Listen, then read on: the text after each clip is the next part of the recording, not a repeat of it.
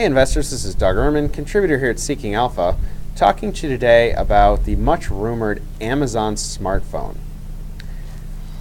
Now, rumors have been circulating for quite some time that Amazon was working on a smartphone, and many had speculated that the company could potentially release a free smartphone, making it the first company to bring a free smartphone to the market.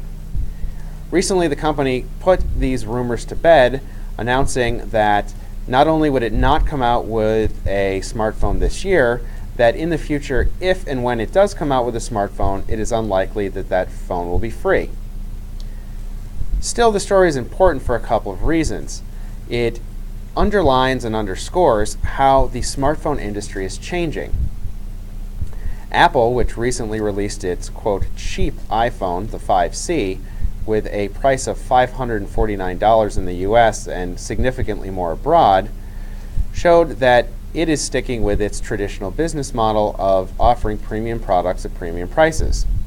Other companies, Google for example, makes the bulk of its revenue on the smartphone industry through the sale of apps through Google Play, for example. Now, Amazon could introduce yet a third business model to the smartphone industry, that of e-commerce, potentially requiring consumers to buy additional products like Amazon Prime or make the phone free with a certain minimum level of product purchases through Amazon.com. Why this is important is it demonstrates how different business models within the smartphone industry are changing the way that business is done. It points out that mobile advertising, for example, product sales, e-commerce, and a variety of other potential ways of getting revenue could change how companies approach the world. So I would consider that this is pretty good news for Apple, for example, because it gives it one less thing to contend with, particularly as the market has not been thrilled with the pricing of the new cheap iPhone, or really with the features of the new iPhone 5S. Now, if we look at Amazon stock, which still has negative earnings, there are some bright points. The company has shown 22% year-over-year revenue growth and has a positive operating margin, albeit only a 1% operating margin. While I'd like to see Amazon find a way to be profitable soon, Amazon is doing interesting things, and I think the stock deserves a small allocation in your portfolio. It may not be the sexiest tech company right now, but Amazon has a history of doing interesting things in interesting ways.